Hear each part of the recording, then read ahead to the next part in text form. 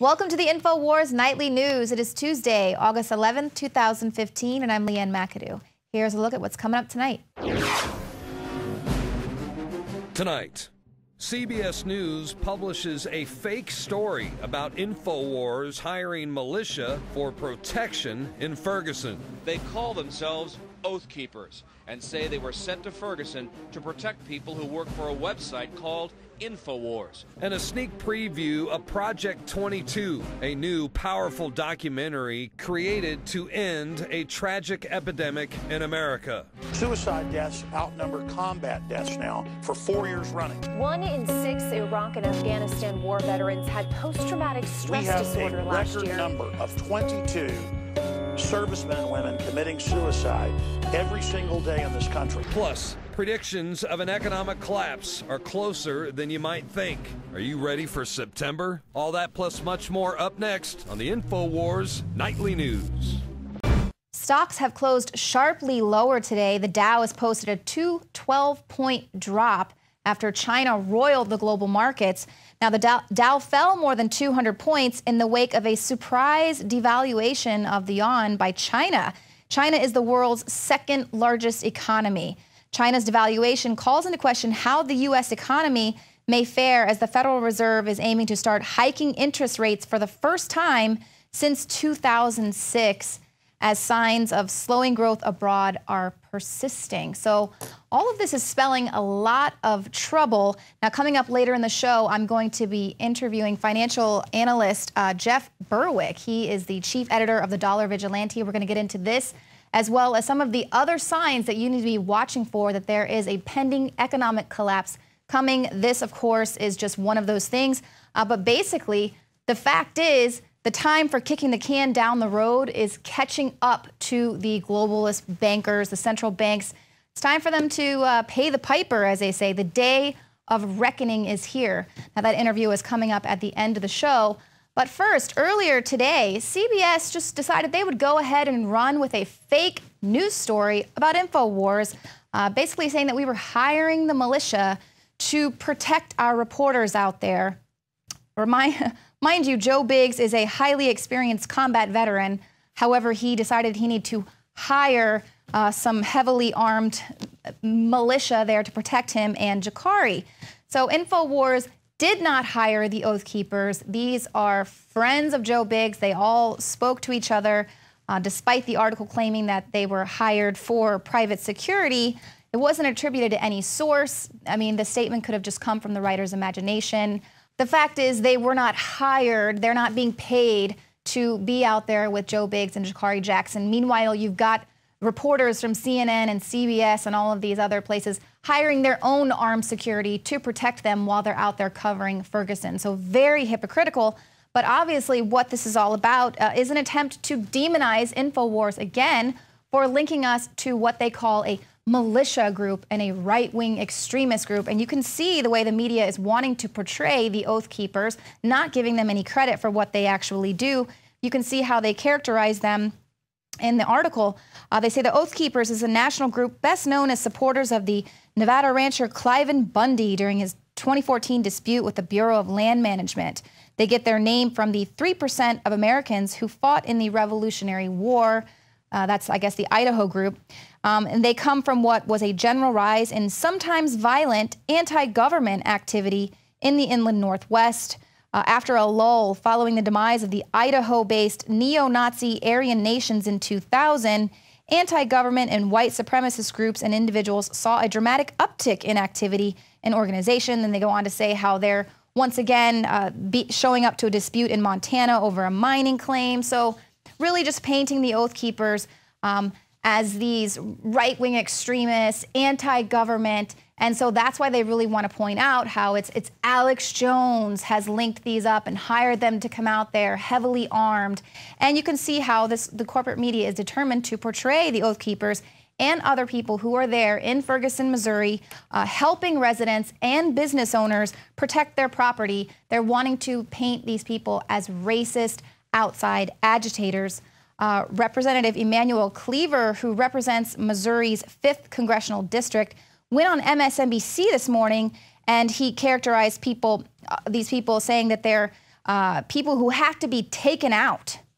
So it's not clear, was Cleaver talking about the criminals who were shooting at police or the Oath Keepers who arrived early Tuesday morning? Because the fact is, nobody was shot last night. No reporters were beaten and robbed, as one from the St. Louis Post-Dispatch was beaten and robbed. He's actually recuperating now in the hospital.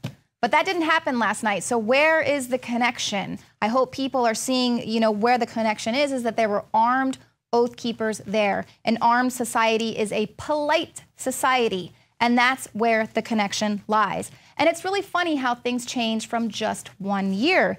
Despite the Oath Keepers, they're protecting Black-owned businesses from looters. We had one woman who she was thanking them, saying, please don't leave, please stay, please help, watch my shop. Now, of course, the Independent also went on to contribute to this race baiting, asking why only white people are allowed to carry guns. And that is a mischaracterization, because anyone is allowed to open carry in Missouri under the law, regardless of their skin color. But once again, they don't want you to know your rights. They don't want you to know that's your right as an American. We got D. Ray McKesson, who's one of the leaders there of Black Lives Matter, also openly being courted by Hillary Clinton. He's constantly on the divide and conquer tip, so everything he is putting out is all about divide and conquer.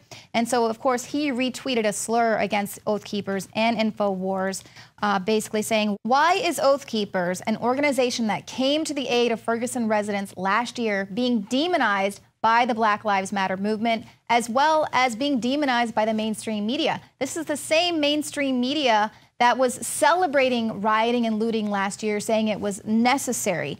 Now, what they're not going to show you is the videos that we have up at InfoWars, where you're actually seeing this positive dialogue, constructive, between the protesters and the Oath Keepers. Of course, you're not going to see that, because that, of course, is counter to their narrative. But as long as we're divided as a community, we can't fix these problems. We've got to come together. We've got to stop the hate, watch each other's back, and come together and demand that these crooked lawyer politicians, career politician, lying lawyers that are stealing from all of us, leave office and put some real people in. That's how we fix the problem. We come together and get rid of the career politicians and the lawyers. Well, anger over the toxic mine spill has boiled over after it was revealed that the amount of toxic water that was released into the Animas River was actually 3 times the amount than what was previously stated, and officials are still unsure if there is a health threat to humans or animals. There was 3 million gallons of mine waste. It includes high concentrations of arsenic, lead, and other heavy metals. Now, EPA officials are saying it's going to be about August 17th until it's given the all clear. So that's just, 6 days away. Now, mind you, this 3 million gallons of mine waste has made it all the way to New Mexico, Arizona, and Utah. And now local officials in the towns that are downstream from where these millions of gallons of toxic waste are spilling into, they're demanding answers about some possible long-term effects, threats to the water supply. And almost a week later now, members of the Navajo Nation are demanding that the federal government take action. Hi, everyone. I'm Gina McCarthy, Administrator of the United States Environmental Protection Agency. I am so proud to let you know that the United States has just taken a big step forward on climate change. Do you still want to believe that the Environmental Protection Agency isn't a gigantic fleecing machine run by federally insulated morons? Water to feed our lakes and streams. Rivers flowing through our communities to the sea. To drink, to grow, to live.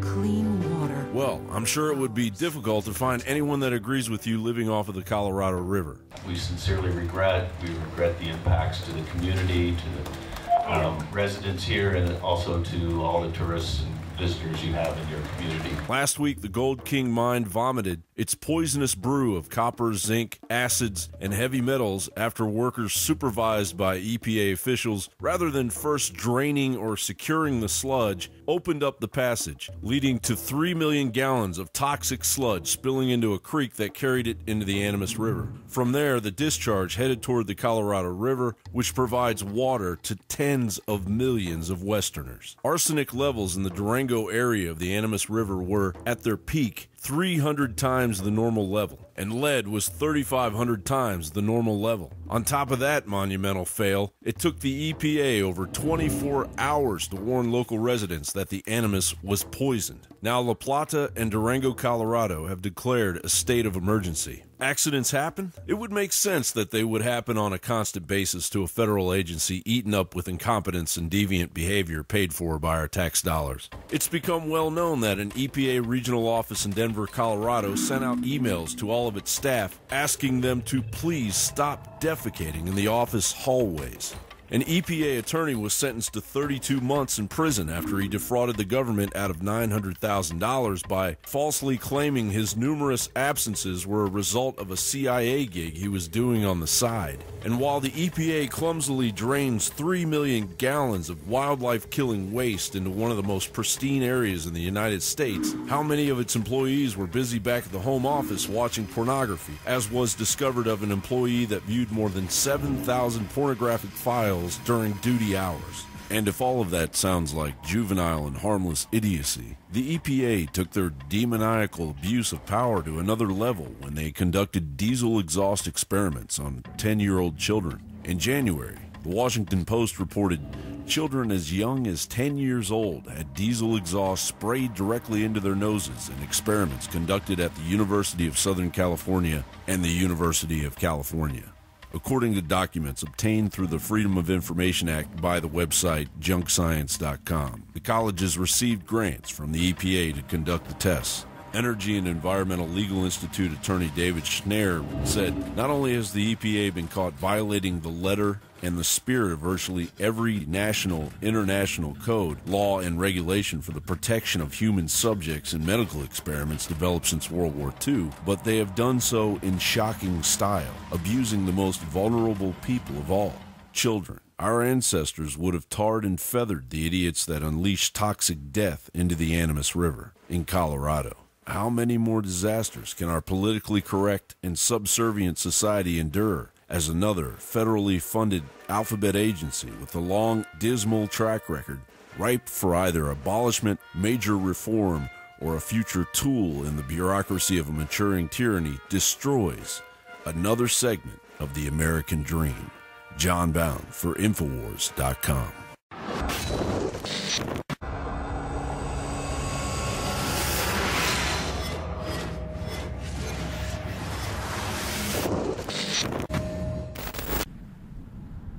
Jakari Jackson reporting for INFOWARS.com.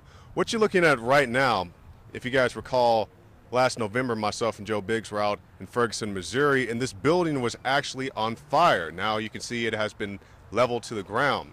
And as we look around, actually, if you turn the camera right here, you can see a gentleman actually barricading a beauty salon. If you guys recall, last time we were here in November, this beauty salon was under attack, and we had the chance to speak to one of the owners, and she said, you know, we didn't board up our building last time because we were hoping that the community would come out and show their support in a positive way and bypass us, but unfortunately that was not the case. And now, as I always talk about when I mention Ferguson, Missouri, the majority of the people out here are peaceful people. It is a violent minority who do the actions that lead to things such as this. So we will continue to be out here and to document the things that are going on, and hopefully, if to anybody who wants to document our actions, I'm going to switch gears for a second. Get your damn story straight. We did not pay the Oath Keepers anything. I don't know where that came from.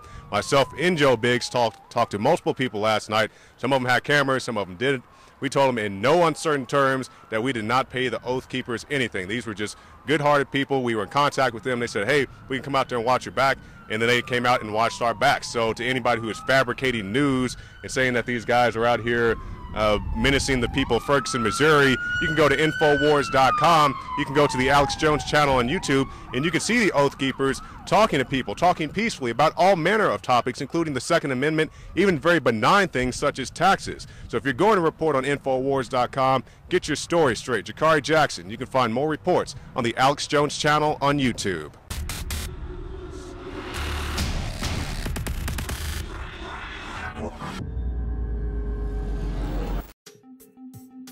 Authoritarians merely want obedience, while totalitarians, whose rule is rooted in an ideology, want obedience and conversion. The authoritarians are the guys in charge who want to stay in charge, and they don't much care about you or what you're doing, so long as you stay out of their way. Live or die, it's all same to the regime. Totalitarians are a different breed. These are the people who have a plan, who think they see the future more clearly than you, or who are convinced they grasp reality in a way that you do not. They don't serve themselves, they serve history, or the people, or the idea, or some other ideological totem that justifies their actions. They want obedience, of course, but even more, they want their rule and their belief system to be accepted and self-sustaining. And the only way to achieve that is to create a new society of people who share those beliefs, even if it means bludgeoning every last citizen into enlightenment. That's what makes totalitarians different and more dangerous. They are totalistic in the sense they demand a complete reorientation of the individual to the state and its ideological ends. Every person who harbors a secret objection, or even so much as a doubt, is a danger to the future of the whole project, and so the regime compels its subjects not only to obey, but to believe.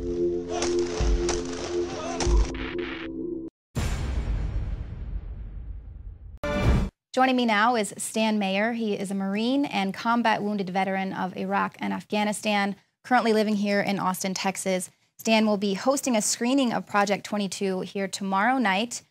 This film was created by your close personal friends and fellow veterans in an effort to help, bring some hope and stop this suicide epidemic. So thank you so much for being here. Thank you for having me. How did you get involved with Project 22? I got involved with Project 22 as a result of a personal experience with veteran suicide. I lost my best friend as a casualty of this epidemic that's plagued the veteran population since we've returned. And the result of that was me reaching out to Doc and Dan as they were filming Project 22 and saying, hey, what you're doing is a pretty amazing thing. How do I get involved? Well, they're in the midst of filming that, and it wasn't until afterwards that we actually connected personally and met with each other. Now I'm trying to proliferate the word by encouraging people to host screenings throughout the country, different states, and this has been going on all over the place. I have a screening that's about to be hosted in Hawaii right now, which is good. Mm-hmm. And so the film was made by Doc and Dan, two combat veterans. What was the defining moment for them where they said, you know what, enough is enough, we've got to do something, and then they set about on the 6,500-mile cross-country journey? So Doc and Dan had been friends for a while. At the time, I believe they were in New York, and they were both going through their own personal struggles with this. The reality is that veterans are trained, soldiers, Marines, whatever, servicemen are trained for years to prepare them for battle. And they go overseas and they fight and they experience all these things. There's no reason that they're not capable of reintegrating back home when they return, but we get a 3, maybe 7-day separation course, and we're on our way when we get out of the military. And this is why there's such a disconnect with the veterans feeling isolated, not able to reintegrate. We could do a much better job at doing that. What inspired Doc and Dan to do this, after their own personal struggles with this situation, they made the phone call, talked to each other, and said, hey, man, this is insane. We have to do something, anything. Nobody's really taking action. So they thought that if they could ride across the country and film this and shove this film into as many people's faces as they could possibly present it to, that they could at least get people talking about it. And it was to raise awareness. But the beauty of what this film actually did, now that we've been screening it throughout the country, is that it's beginning a dialogue between family members and veterans, the community. People are completely unrelated to the veteran population. You don't have a friend that was in the war. You don't have a father that served. It doesn't matter.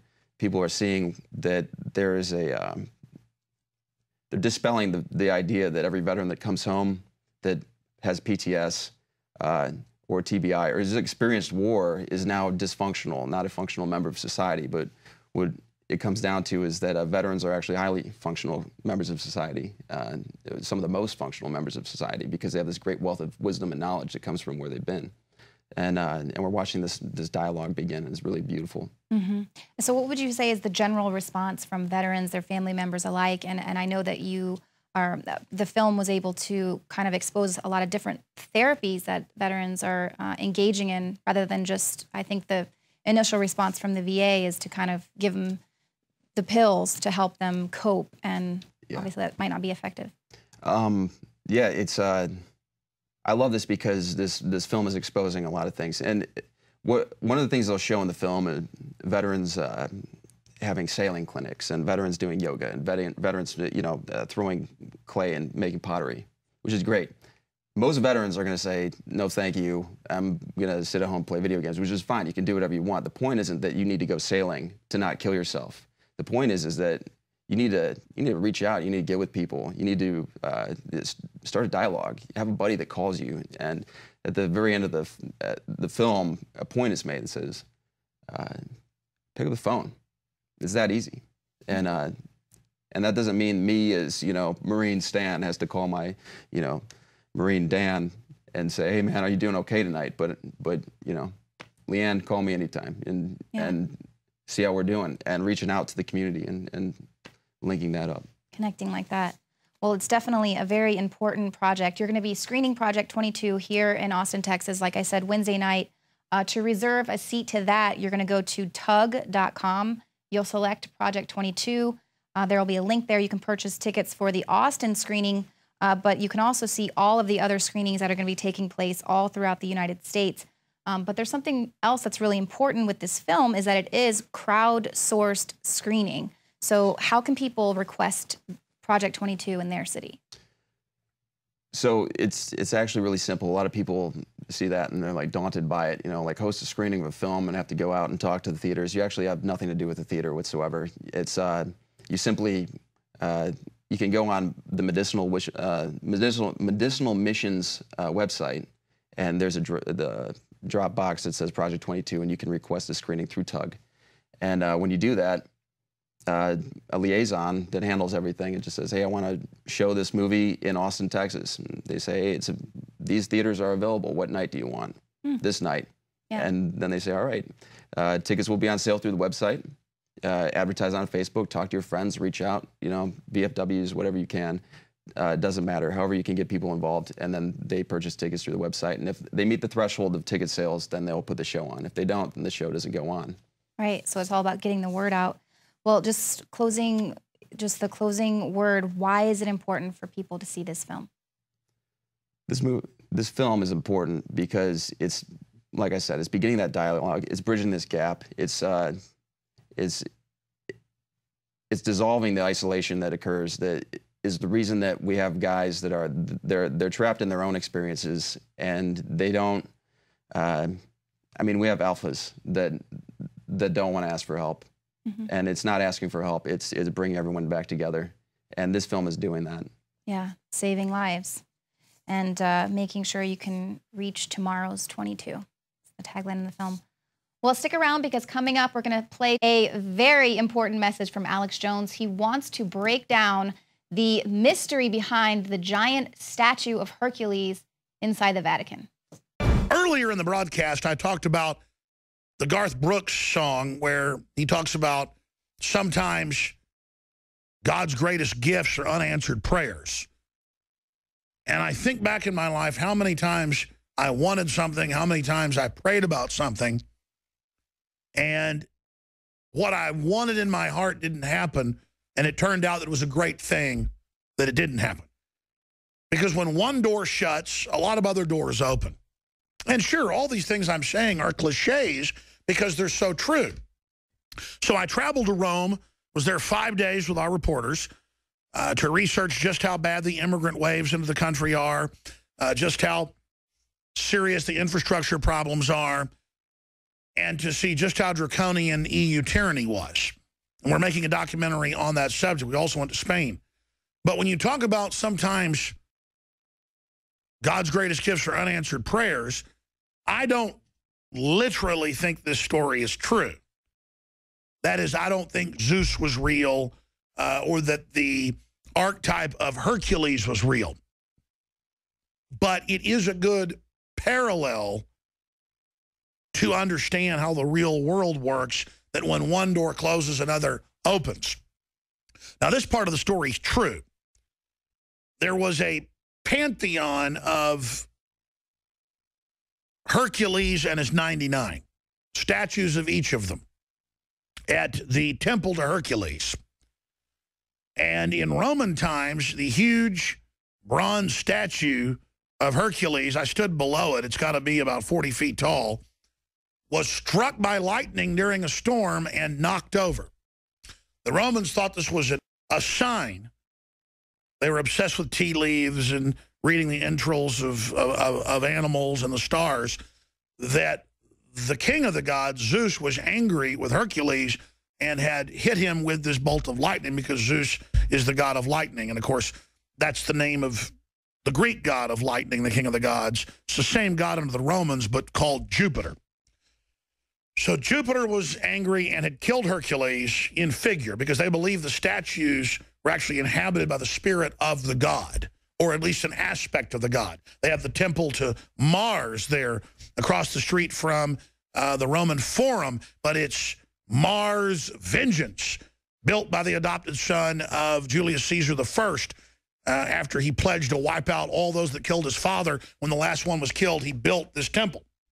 But I digress. Then, hundreds of years later, when barbarians from the north, Visigoths, came in and sacked Rome and melted down the bronze statues into weapons, the only statue they couldn't find was Hercules, because they believed Hercules had been basically killed by Zeus, and so the Romans had buried him under the temple floor right where he'd fallen. So all the other 99 of Hercules were melted down, and their physical embodiment was destroyed. So was it a curse from Jupiter? Was it a curse from Zeus in the Greek to strike him with lightning and knock him down, knowing the Romans would then bury him, and then a few hundred years later he wouldn't be destroyed? Or was it a blessing so that he now stands in the center of the Vatican Museum surrounded by all this other incredible art? That is an allegory or a parable of sometimes curses are actually blessings and blessings are actually curses. You've just got to have the perspective in time and realize that sometimes Jupiter works in mysterious ways. And before the New York Times runs with a story saying I believe in Greek and Roman gods, I don't. But I believe in the aspects of those gods as archetypes. We can certainly learn from it. And I think the Romans had a lot more common sense than a lot of our leaders today. And I was drawn to the Roman art. I was repulsed by the Vatican art. And the Vatican itself at St. Peter's Basilica looked like a nightmare giant Las Vegas casino on steroids. It had one of the worst vibes I've ever felt. Worse vibe than even the Roman Colosseum. That's just my gut response. Maybe it's because Pope Francis, the world government globalist, is now in control, or maybe it always felt like that.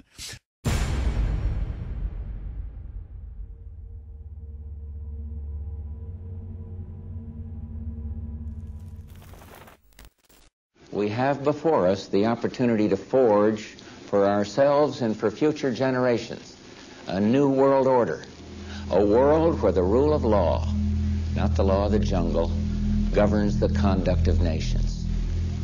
When we are successful, and we will be, we have a real chance at this new world order, an order in which a credible United Nations can use its peacekeeping role to fulfill the promise and vision of the UN's founders. It is a big idea, a new world order. A world in which there is the very real prospect of a new world order. After 1989, President Bush said, and it's a phrase that I often use myself, that we needed a new world order. There is a chance for the President of the United States to use this disaster to carry out what his father, a phrase his father used, I think, only once, and hasn't been used since, and that is a new world order. So that the problem of the Bush presidency will be the emergence of a new international order.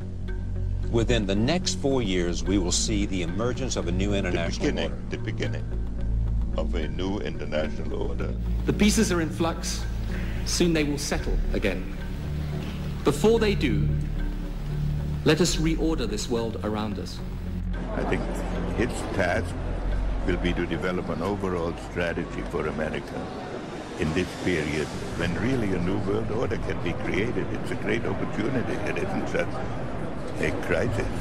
It's about the future of Europe and a new world order. There's a need for a new world order, but it has different characteristics in different parts of the world. But today, with Asia already outproducing Europe, India and China are clearly becoming part of our new order. We are now facing a common challenge. And the challenge is how to build a world order for the first time in history on a global basis. So, in conclusion, ladies and gentlemen, a new world is emerging. It is a new world order with significantly different and radically new challenges.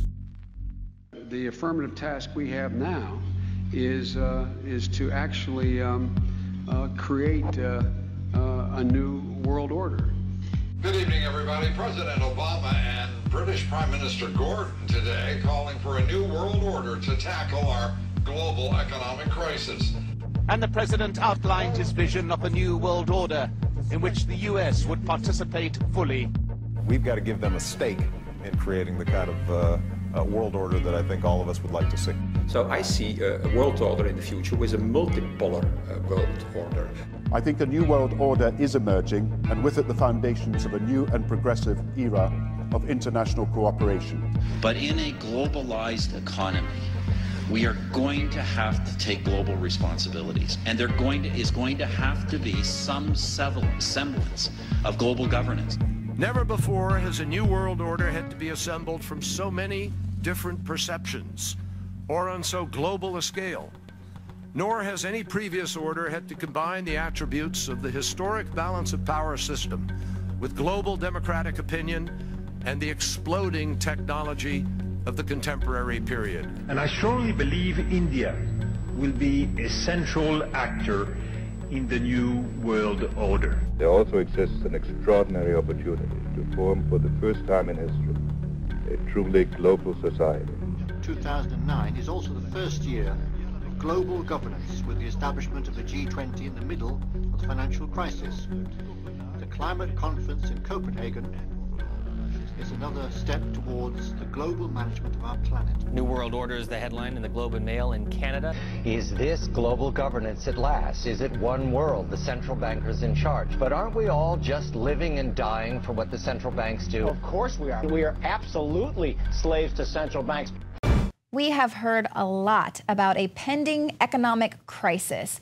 Well, my guest today has a video that's gone viral where he discusses some of the signs that we should be watching for to really kind of indicate when something big is about to happen. He's going to break down some of these signs as well as give you some suggestions how to protect yourself from this coming economic collapse. All right, joining me now, Jeff Berwick. He is the chief editor of the Dollar Vigilante, world famous financial analyst. I know you've got, you're living there in beautiful Acapulco. We can see that behind you.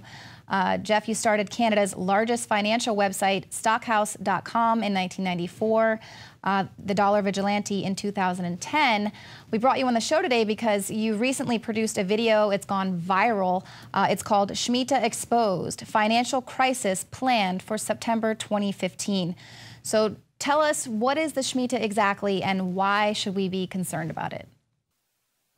course. First of all, thank you very much, Leanne. It's a real pleasure to be on with you. Big fan of InfoWars.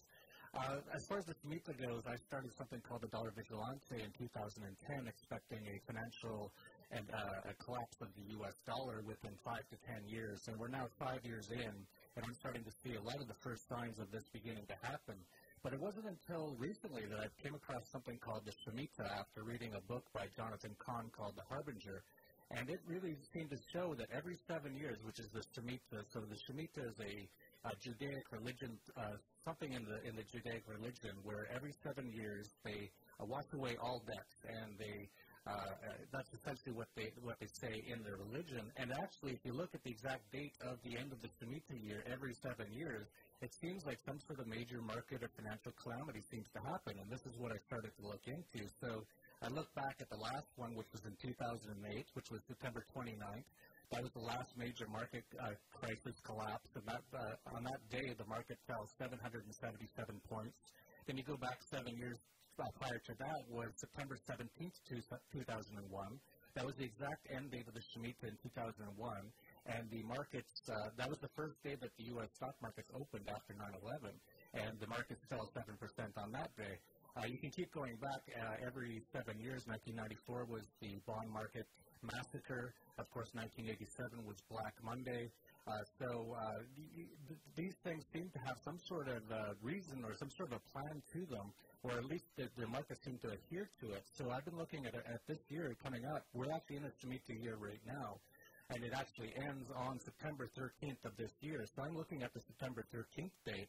And when I started looking into that date, I started to realize there's a lot of things happening all around that date of major significance, including, as you guys know very well, I follow your coverage of Jade Helm very much. That ends on September 15th, so that's a very interesting date. September 15th is also the 70th UN Jubilee session, where world leaders will be around the world, including the Pope in New York on that day. And then the day after that, the Federal Reserve is having a meeting where they may increase interest rates by 0.25%, which alone can totally destroy this entire debt-based financial and economic system. And it's interesting that it's being called the Jubilee, because isn't this the Jubilee year as well? Yes, that's right. So every 50 years, so every seven Shemitahs, which is 49, you have to be good at math or at least know football. That's how I do my sevens. So every 49 years, after that year, every 50th year is called the Jubilee. The last one was in 1967, and that was when Israel won I forget how many days it was, 5-day war or 6-day war, I believe it was called. And then before that was when the British Empire took over Israel. And so on the Jubilee year, according to Jewish religion, is something the Jewish people are supposed to get back their land that was taken away from them. So I'm also watching that for next year, because we're also seeing in the UN they're going to be voting on a Palestinian state in this September. So there's a lot going on that is all tied into this Shemitah. Wow, that's very interesting. Now, do you think that this Shemitah cycle could be exploited by criminal elements within the banking elite? Well, the banking elite are criminal elements to start with, of course, and the government as well. The governments and central banks are criminal entities. They're anti-freedom, evil, anti-human organizations. And, yeah, of course, they sort of plan these things out. If you look back throughout history, even the Great Depression, the main market drop during the Great Depression was during the Shemitah year in 1931-32, and they planned that out. That's actually been fairly proven now, that they actually planned to take away liquidity from the market, get the market to go down massively, and then buy up all the stock. I don't know if that's what they're doing this time, because a lot's changed since 1930, but there definitely seems to be something planned for this September or maybe October. Yeah, we're seeing a lot of different signs and people kind of predicting a lot of different things happening here this fall. So what happens if these signs are accurate? Well, there's really no way to know. There's so many things going on. I've been predicting that we're going to see a major market crisis collapse or end of the monetary system as we know it anyway in the next couple of years. So even if nothing major happens in September, October, I still recommend to people to be very safe, to follow a lot of the advice that we're giving at the Dollar Vigilante, and to start to get out of the financial system and monetary systems, because even if it doesn't happen this fall, it's going to happen in the next few years, almost baked in the cake. Right. I was kind of researching that myself. It does sort of go in cycles. It's the real estate cycle, and then I guess the bond market or something. What's the next card to fall? Well, what you're talking about are bubbles that are created by central bank money printing. So the tech bubble was one. After the tech bubble collapsed, Paul Krugman called for a housing bubble, and he got it. That collapsed in 2007. That's now turned into a government debt bubble, which is absolutely massive, which will collapse at some point and take down the entire financial, monetary, and economic system with it. And that will happen in the next few years. So people who are paying attention to what's going on in Greece, if you live in the U.S., that's going to happen in the U.S. It's actually going to be even worse in the U.S. So I advise people to prepare now. Yeah, we're already starting to see that, I guess, happen in Puerto Rico. But Obama says there's not going to be any Greece-style bailout for Puerto Rico. So what are some things that you suggest for people to start doing now? Well, I've been recommending all along to get out of the financial system as much as possible. Get your money outside of the U.S. if possible. We have a lot of that sort of information at thedollarvigilante.com. Get into precious metals, hard assets, anything that Janet Yellen can't counterfeit or turn into worthlessness, which she's going to do with the U.S. dollar, is a good idea. And so what do you think about everything that's going on with China?